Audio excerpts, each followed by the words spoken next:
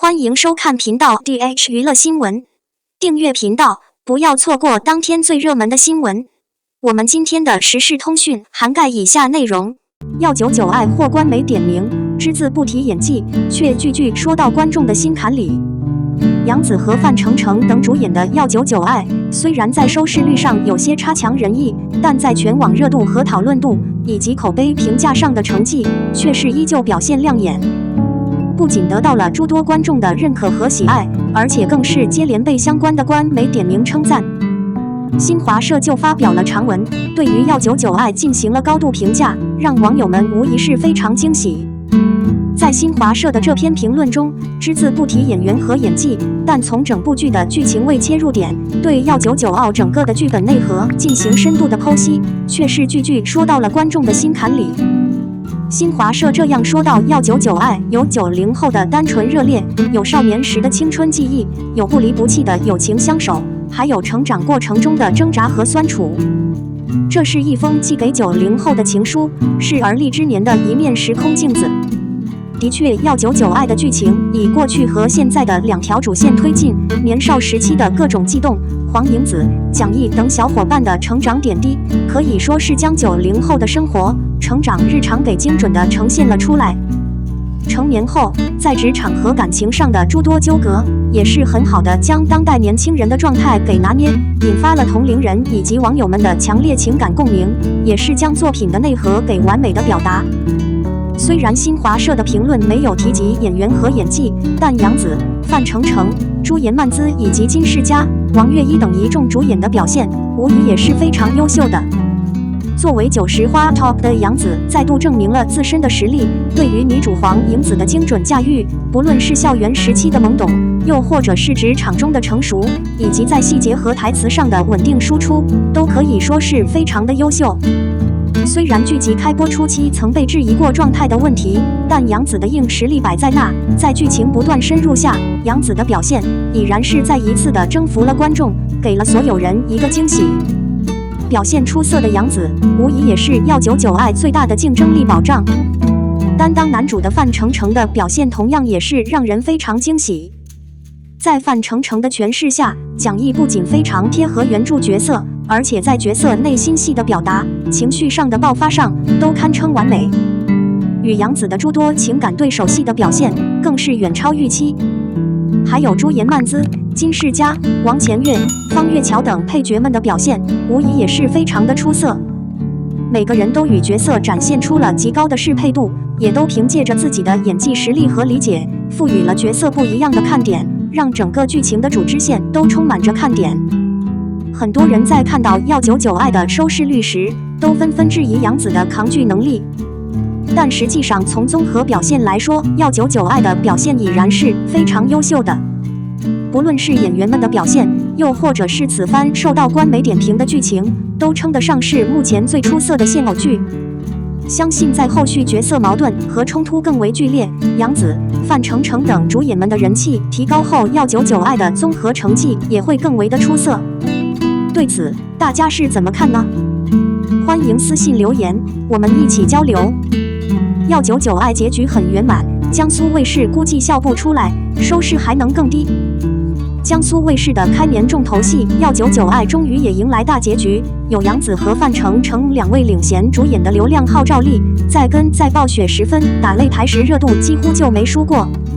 作为一部都市情感剧，尽管《要99爱》几位主角前面被折腾得够呛，大结局时依然全员圆满，尤其男女主角蒋毅和黄颖子也有情人终成眷属。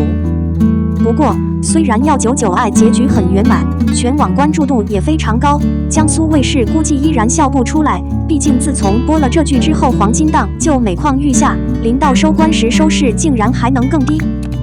要知道，这部剧开播之初的收视是0.229，30多集之后却只剩下0.169，在江苏卫视原本岌岌可危的收视底盘上，愣是又往下再降一步。哪怕江苏卫视之前重播《繁花》，收视峰值还到过0.336，而备受看好还给了独播的《要99爱》，却始终没有超这个成绩，真是令人唏嘘不已。论热度从来没输过，论收视又从来没赢过。要99爱之所以会播得这么撕裂，胖妞觉得主要问题出在题材上，压根不适合上星，其次就是演员选择错误。这部剧讲了一个相当玄幻的故事，杨紫饰演的女主黄颖子有位好闺蜜蓝亦菲，17岁时因为被小混混侮辱，再加上亲生母亲的一气打击而选择自尽。黄颖子承受不住亲眼看到蓝亦菲去世的场面，导致精神出现问题，一直都觉得好闺蜜还活着，所以这部剧讲的就是范丞丞饰演的男主蒋毅对黄颖子心灵救赎的过程。说实话，这样的剧情上星注定收视不会太好，对电视观众来讲，少年人的那些所谓青春疼痛都有点无病呻吟的意思。蓝亦菲去世对黄颖子造成的伤害看起来有点离谱，因为黄颖子之前一直都很活泼开朗，按理没那么脆弱。就连蓝亦菲的父亲和外婆经历亲人去世的打击，也都挺过来了，黄颖子却始终活在蓝亦菲好生生的幻想里，悬念设置的很难让人信服，所谓的救赎过程纯属自我感动。并且要99爱近40集的时长，最大矛盾和悬念就是蓝亦菲到底怎么了，以及蒋毅到底隐瞒了黄颖子什么。这种剧情设定在胖妞看来，如果是发生在亲生母女或者是一对恋人身上，感觉更加适合。比如蓝亦菲的角色替换给蒋毅，蒋毅的角色替换给丁野，黄颖子对蓝亦菲表现出来的深情才更容易引起观众共鸣。毕竟谁能不为梁山伯和祝英台的悲剧爱情所打动？所以要99爱的剧情得不到电视观众喜欢是理所当然的事。至于网播关注度高，大概是因为年轻人更容易被两位女孩之间那种深厚的情谊所打动吧。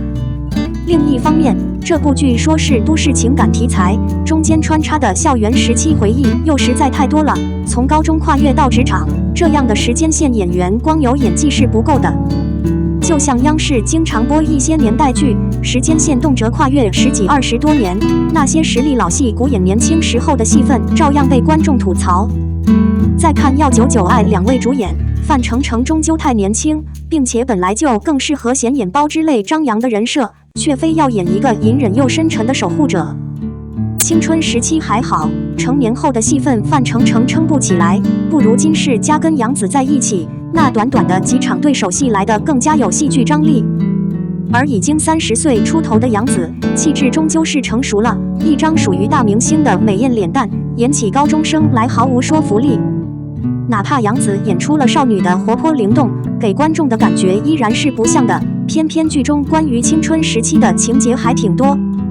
像要99爱这样平淡缺乏强烈矛盾冲突的剧情，男女主演还没有 CP 感，对电视观众有啥吸引力可言？不管怎样，剧是大结局了，江苏卫视还是指望下一部剧收视能给力些吧。随着年龄的增长，人的气场本身就会发生变化。